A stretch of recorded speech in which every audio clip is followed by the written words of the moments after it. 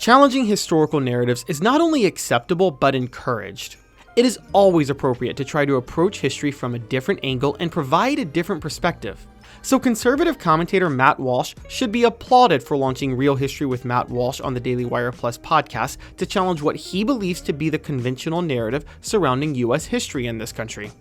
But while it's okay to challenge narratives, it's also important to be accurate and not misleading with your own narrative. And unfortunately, the first episode from the series, which focuses on slavery, fails on both fronts so many times it requires being challenged on its own. Welcome into the History Buffs Hub. In this video, we're going to break down everything wrong with Real History with Matt Walsh, Episode 1, Slavery.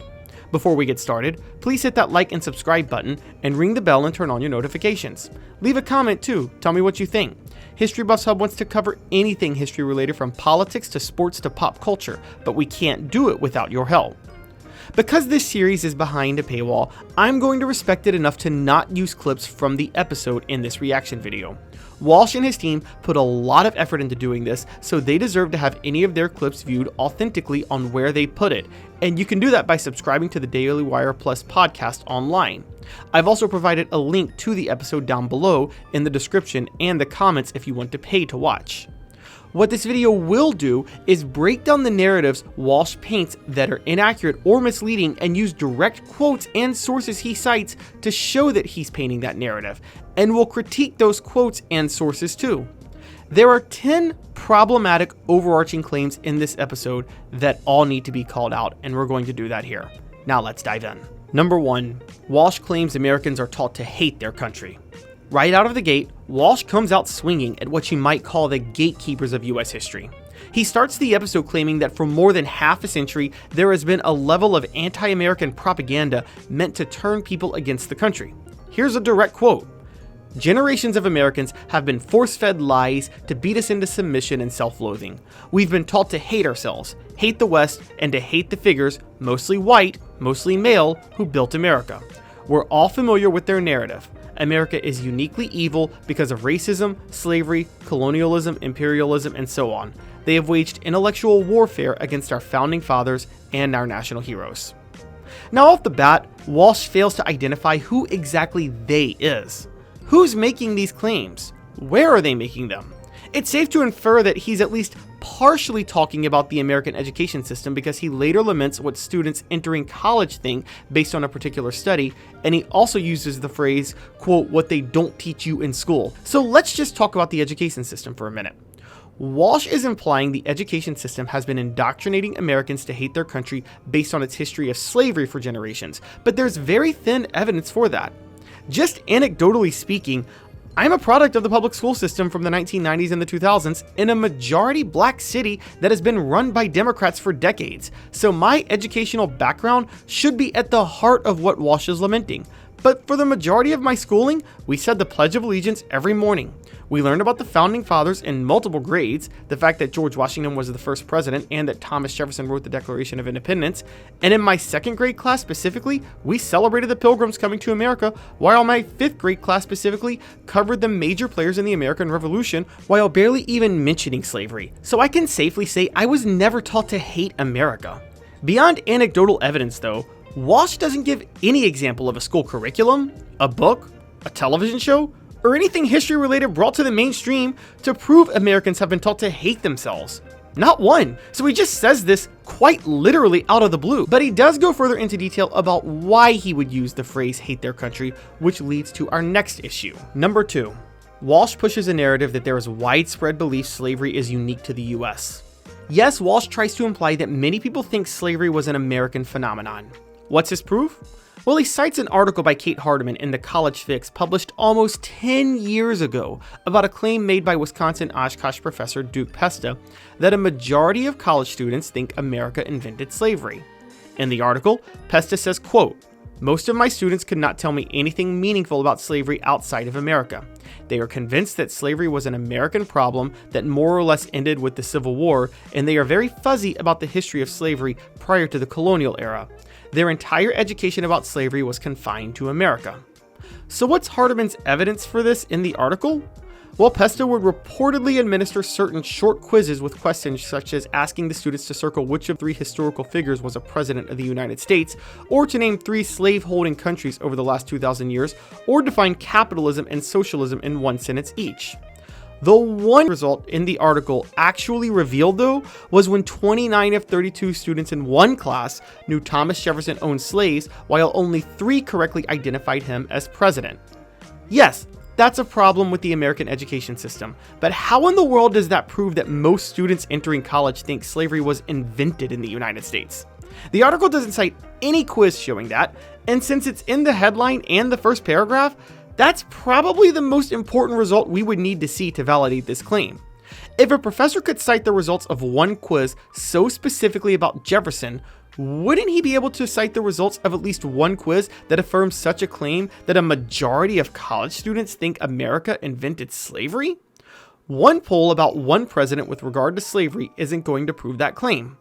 As for Jefferson specifically, his case when it comes to slavery is a lot more unique because 1998 was when it became confirmed through DNA testing that Jefferson fathered a child with one of his slaves, Sally Hemings, and 2000 was when the Thomas Jefferson Foundation at Monticello officially recognized that truth. Pesta even acknowledges the disproportionate knowledge of slavery with his students began in the early 2000s. If views on Jefferson is his only evidence, wouldn't that development have something to do with it?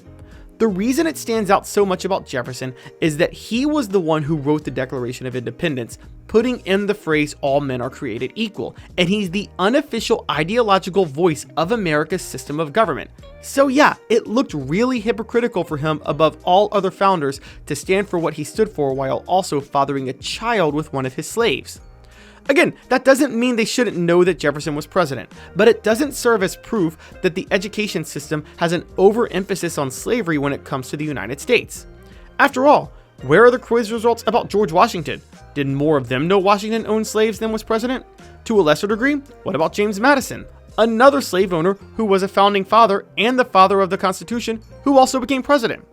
It's just really irresponsible to use the results of one quiz about one president in one classroom at one college to paint a majority of college students as believing something as extreme as America invented slavery. And it's even more irresponsible to cite that claim as your central piece of evidence that generations of Americans have been taught to hate their history. Walsh doesn't just use flawed studies to quote-unquote prove there's a bias against America, though. He also dives into subject matters, which leads to our next point. Number 3. Walsh laments the lack of focus on slavery outside of the Americas. You can already see this with Pesta's earlier quote about how his students were more familiar with American slavery than slavery anywhere else.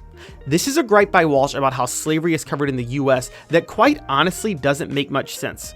Walsh seems to think there's not enough coverage of international historical slavery compared to the coverage of American slavery in America. First off, getting back to my anecdotal public school education in a city run by leftists, my 6th grade social studies class specifically taught me about slavery in ancient Egypt, Greece, and Rome. So yes, I learned about slavery elsewhere. Now, was I taught more about slavery in America than in other countries? Sure, but I was also taught in general about American history more than other countries' histories.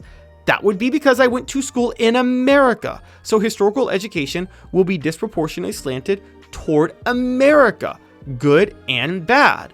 Anyway, at one point in the documentary, Walsh says Ottoman Empire slavery has, quote, received relatively little attention from academics and journalists. That's because it's not a useful tool for a demoralization campaign against white Americans. He adds that the empire is one of those, quote, colonial empires that no one on the left seems to mind, assuming they're even aware of it. But Walsh gives no data to prove it receives little attention from academics and journalists. Sure, I'll concede there's less focus on it by American academics and journalists, but maybe that's because the empire wasn't, in America? When discussing the transatlantic slave trade, Walsh also claims, quote, what we don't learn in school is where those slaves actually went. He proceeds to point out that while over 12 million were sold into slavery, 5.4 million went into Brazil, nearly 1 million went to Cuba, and only 472,372 went to the United States. I'll confess, I didn't know that number, but honestly, what does it matter? It was bad in Brazil, it was bad in Cuba, and it was bad in the US. Debating the numbers on where the slaves went doesn't absolve the US, and since he regularly brings up race by saying we've been taught to hate figures, mostly white, or that coverage of slavery is part of a demoralization campaign against white Americans, we should probably point out that claiming more slaves went to Brazil or Cuba doesn't actually let white people off the hook. Cuba was under Spanish control the entire time the transatlantic slave trade existed, and Brazil was under Portuguese control for nearly 300 of the roughly 325 years the transatlantic slave trade took place. And yes, Portuguese and Spaniards are considered white. Finally, Walsh doesn't just go after the education system or journalists, but it goes after whom he calls mainstream historians.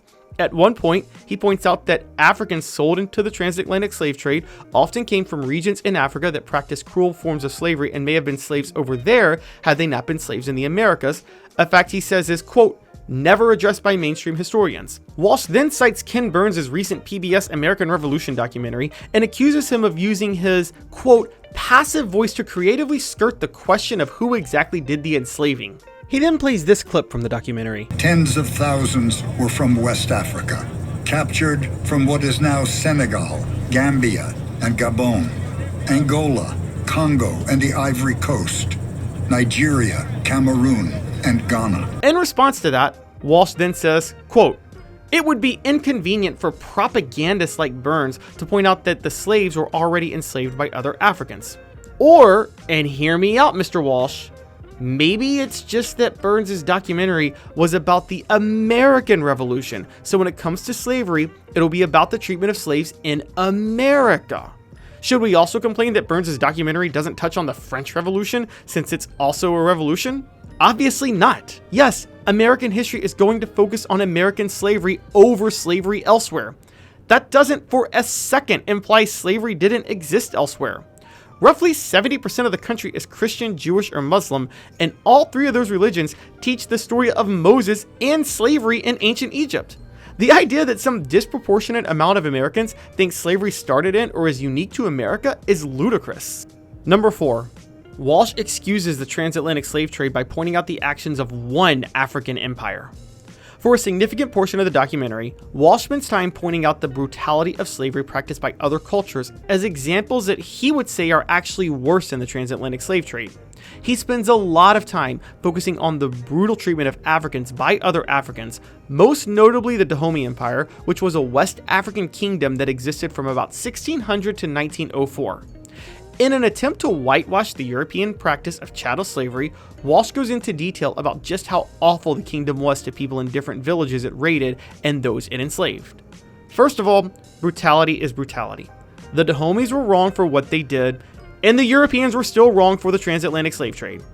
But getting beyond that point, let's actually break down Walsh's comparisons. Walsh accurately points out that a significant number of people sold into slavery via the transatlantic slave trade were already slaves in the Dahomey Empire, but then he says, quote, it was far preferable to be sold to Europeans than to remain in Dahomey. Sorry, but that statement is patently false.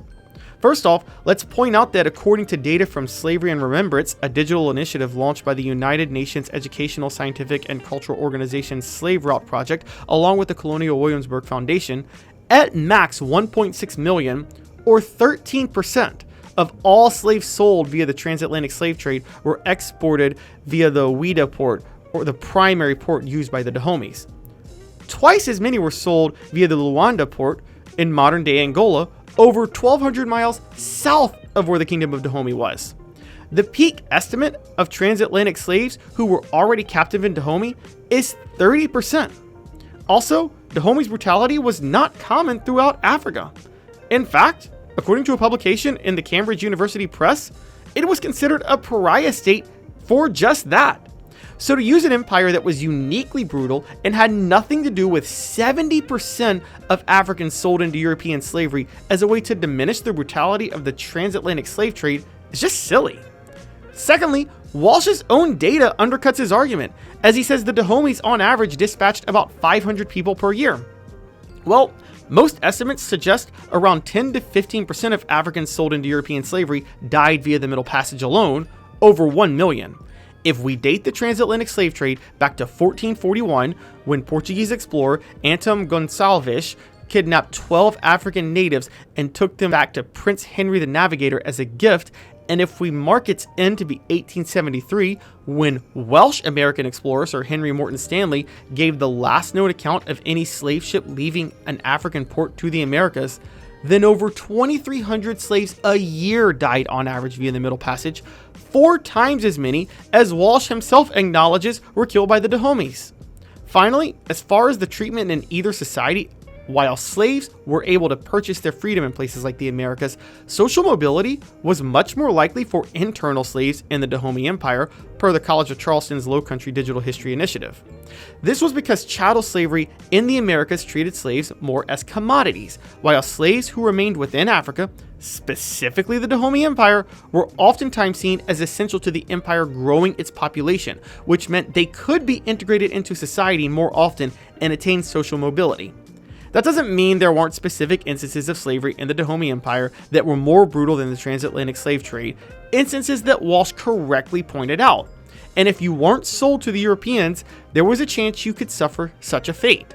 But there was also a greater chance at upward mobility, so if we were to truly break this down, it was higher risk, higher reward to remain in Dahomey.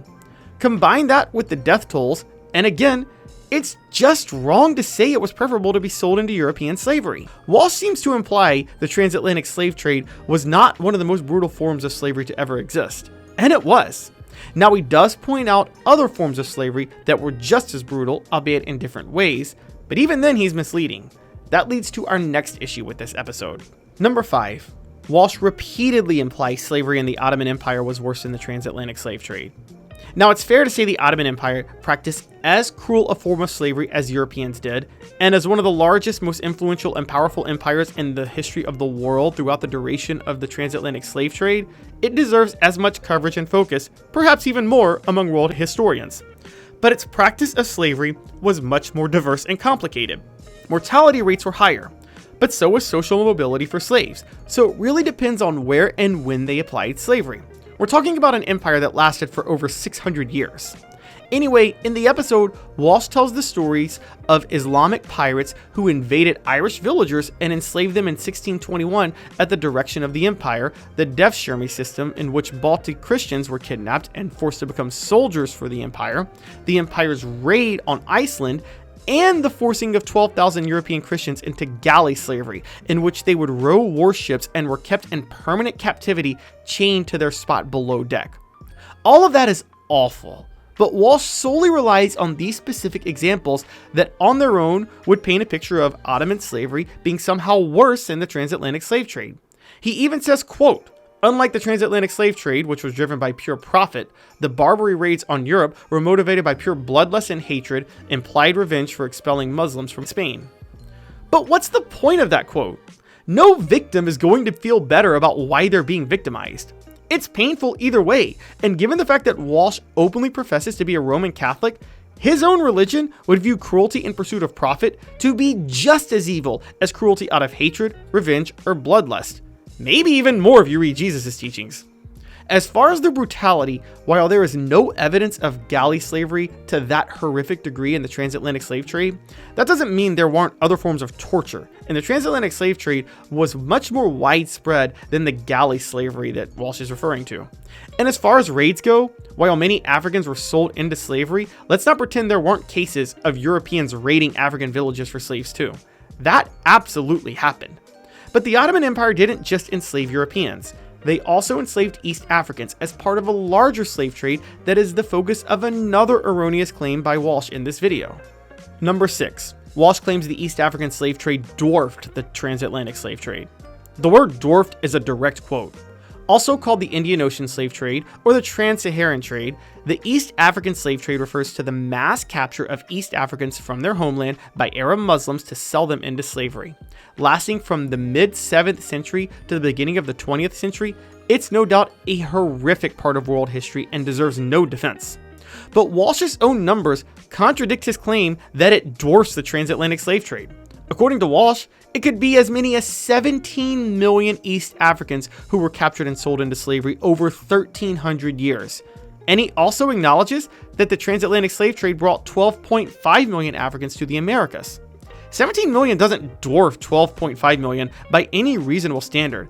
And again, if we go by the number of years for both, Well, the transatlantic slave trade resulted in just under 29,000 Africans a year being captured for slavery, while the East African slave trade on average would have captured just over 13,000 Africans a year. So again, how is that dwarfing exactly?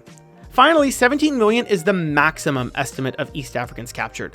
That number could be as low as 11 million, fewer than the 12.5 million in the transatlantic slave trade. Simply put, there's no way you could say either slave trade dwarfed the other. Now, this isn't to let Arab slavery off the hook. It was as bad, and in some cases worse. In fact, the trek from East Africa to the Middle East was significantly more deadly than even the transatlantic slave trade. But at the same time, similar to the Dahomey and Ottoman empires, the Arab slave trade was so much more diverse in nature. Depending on where you were sent, you had a much greater chance at social mobility and increased prospects at freedom. The simplest way to describe it is that slavery in the Arab world would come in many more forms than the chattel slavery in the Western Hemisphere did, and that diversity made it more cruel in some cases and less cruel in others. But again, that doesn't mean it was worse or better, it was just different. And the worst examples of one form of slavery should not be used to diminish how awful chattel slavery in the Western Hemisphere was. We don't need an oppression Olympics on the worst forms of slavery. Regardless of what other countries or empires were doing, it's well established among all historians that chattel slavery stemming from the transatlantic slave trade was among the most cruel forms of slavery in world history. And most importantly, it was wrong wherever it was practiced. One doesn't excuse the other. But Walsh doesn't just use other forms of slavery to excuse European slavery.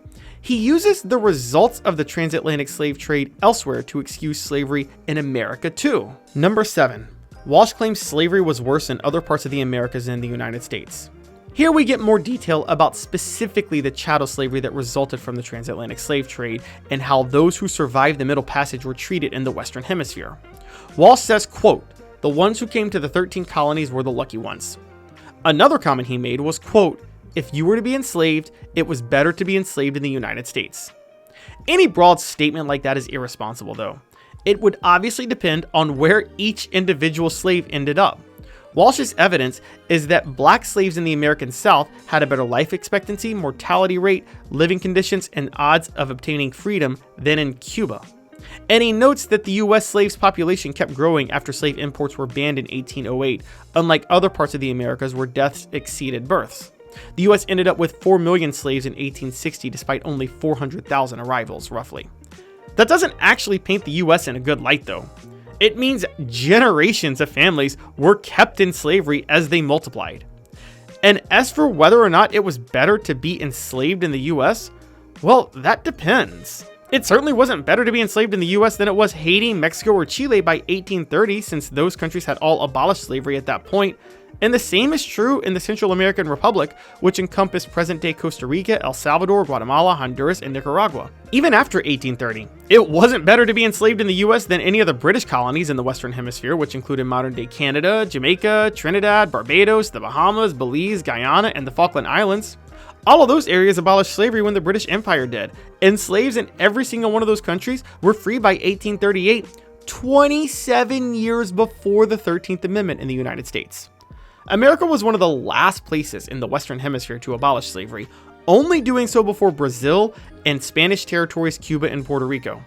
Oh, and again, it's a bit silly to diminish white people's crimes regarding slavery by pointing out its brutality in other countries of the Western Hemisphere, all of which had slaves because of white people. But in addition to diminishing white people's crimes, Walsh also uses the broad term slavery to play up the victimization of white people in colonial America, a flaw that we have to address now. Number 8. Walsh equates chattel slavery with indentured servitude. One of the most common ways you'll see slavery apologists in the United States dismiss its cruelty is take the treatment of white workers in various forms, specifically indentured servants, and try to compare them. Indentured servitude was a common way for Europeans to come to the colonies in the 1600s and 1700s. In this setup, they would come over and work without wages for 4 to 7 years, and in return they would gain their freedom. Walsh cites contracts with indentured servants using the language slaves and masters, and he also mentions an NPR report to point out how the nature of indentured servitude would fall under the global definition of slavery. And while that is technically true, it then led him to say, quote, "In the early colonial period, there were not substantial differences between indentured servants and black slaves. Well, except for the fact that most indentured servants chose that life and were guaranteed their freedom at the end. See how misleading this is? Slavery, as we mentioned, comes in many forms, and to say indentured servitude was the same as chattel slavery that people from Africa were forced into because both fall under an accepted broad definition of slavery is a flat-out lie. But Walsh doesn't stop there. After mentioning that 350,000 Europeans arrived between 1620 and 1776 in this fashion, Walsh then misleads the public to imply indentured servitude was forced on a substantial number of white Europeans by saying, quote, somewhere between 60 and 70% of white immigrants to the American colonies arrived in bondage, often involuntarily. And what falls under often for Walsh? Well, he conveniently left out that number, but he did say as many as 50,000 convicts were sent to the colonies. So the word often for Walsh means 1 out of every 7 indentured servants may have been forced into it against their will, or a number that is less than 0.5% of the over 12 million Africans brought to the Western Hemisphere during the transatlantic slave trade against their will.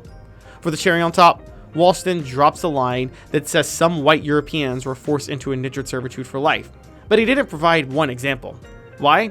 Because such cases, if they even existed, were extremely rare. Also, back to indentured servitude being considered a form of slavery, if we're going to count that, then sharecropping should be considered a form of slavery, and millions of freed black people were effectively forced into that system, which lasted another 80 years after the Civil War. It was still in place into the 1950s. Now, I'll acknowledge one truth about indentured servants, which is that many of them were treated more harshly than slaves because, since they would eventually be free, they weren't as valuable a commodity. But over 80% of them chose that life, and they were all promised freedom in the end. So to equate it with chattel slavery is insane. It's just part of how Walsh tries to create a narrative in which the gap between the treatment of white people and black people in this country isn't as substantial as you might think. And that leads to our next flaw in this episode. Number 9. Walsh implies slavery wasn't race-based. Here, Walsh is just taking on what has become a growing narrative in this country, and he uses the same misleading stats to do so. For starters, Walsh talks of Native Americans owning slaves, and he tells a story of a Shawnee Native American raid on James Moore in Virginia in 1786, noting that they murdered 3 of Moore's children, took his wife and surviving children captive, and took them to what is now Detroit to sell them. And while talking about the brutality they faced, he throws in the line, quote, to give you a sense of the savagery of the Indians, as if members of one group of Native Americans represented all indigenous people, and as if other races, including white Europeans, didn't have certain individuals guilty of similar barbaric things. Walsh also mentions that in 1860, thousands of slaves were owned by various Native American groups. Then he discusses black slave owners, mentioning that an estimated 3,000 black people owned roughly 20,000 slaves in 1860. To make his point, he cites William Ellison as a black slave owner who made his way into high society in South Carolina, and then notable architect and journalist Frederick Law Olmsted, claiming he saw 3 plantations with black slave owners during a visit to Mississippi. Okay, yes, it's true that several Native Americans and even black people owned slaves. None of that makes it okay, and it doesn't excuse white Europeans owning slaves. But then Walsh either accidentally hurts his argument with stats or blatantly misuses them to generate a false narrative. He says that an 1860 census shows nearly 4 million slaves and nearly 500,000 freed people of color in the slave states. Well, since there were no white slaves in 1860, that means 89% of black people were enslaved at the onset of the Civil War. Where this really goes off the rails, though, is Walsh breaking down the demographics of slave owners. He says, quote, the reality is that a very small percentage of freed blacks and American Indians owed slaves, but the same is true for white Americans. But then he acknowledges that nearly 400,000 white people own slaves. That's over 100 times as many white slave owners as the number of black slave owners he himself acknowledged. So to equate the two as both a small percentage is misleading. But he goes further to say that number is just 1.2% of the population. Of course, he includes slaves and free black people in that population to make it look less. It's actually 2% of white people, to be fair, in general. More importantly, though, in the areas where slavery was legal, that number was 25 to 30% of white families. Still, Walsh says the vast majority of American whites never owned any slaves. He calls that, quote, a critical point when in the context of modern calls for reparations. Now, this is not about whether or not reparations should happen, but it's not a critical point. Reparations wasn't about the number of white families who owned slaves. It was about the number of black people who were enslaved, which was 89% by Walsh's own admission. Even if white people didn't own slaves, they obviously had an economic advantage over those who were enslaved. Not to mention the fact that plenty of white people who didn't own slaves profited from it. Factories in free areas like New York City and Boston did a lot of business with slave owners, and obviously the free labor would naturally keep their costs low. So many white people who didn't own slaves still benefited greatly from the system, either by lack of economic competition or reduced cost and more production for their own businesses. And most importantly, while 89% of black people were enslaved, 0% of white people were enslaved in 1860. The fact of the matter is, slavery was absolutely race-based, and pro-slavery forces would tell you that from that time. Roger Taney's majority opinion in the Dred Scott decision, figures like John C. Calhoun calling race-based slavery a positive good, and the Declaration of Secession by some states that joined the Confederacy, such as Georgia, which issued an explicit defense of, quote, African slavery, are all clear that yes, it was thoroughly race-based, and a few anecdotal examples won't change that. But beyond just dismissing the way slavery was race-based, Walsh actually goes out of his way to paint Europeans as the white saviors of abolition, leading to our final point. And the final flaw in Real History, episode 1 at number 10, Walsh claims only white people ended slavery. One of the more ridiculous parts of the first episode is Walsh repeatedly claiming white people, or European civilizations, were the first to ever oppose slavery or fight to end it. This comes at the end of the episode, but he spends a lot of time leading up to it with specific mentions. One is how French colonizers ended the Dahomey Empire in 1894 and, mostly through Catholic missionaries, built hospitals, schools, and established social services in the region. He literally says, quote, they brought civilization to some of the most savage people in human history. Walsh also discusses how the French military ended Algerian slavery, ignoring the fact that they were doing the enslaving. In fact, Walsh repeatedly gave white people credit for freeing slaves who were held captive by white people. Walsh says there wasn't a single country on earth that had abolished slavery by law in 1800, but that in 1900 Britain, France, the U.S., Denmark, the Netherlands, Spain, and Portugal all outlawed it. And he cites the Royal Navy's West Africa Squadron that freed hundreds of thousands of African slaves, along with the Union soldiers, mostly white, who died in the American Civil War, and the fact that the 13th Amendment in the U.S. was entirely passed by white lawmakers. He says, quote, every single abolition took place in societies under European control or heavy European pressure. It turns out white men are the heroes of the slavery story. And he adds, quote, only one civilization ever decided that the guilt outweighed the profit and bled itself dry to end it, with reference to slavery. Now, to the latter point first, what civilization is Walsh referring to?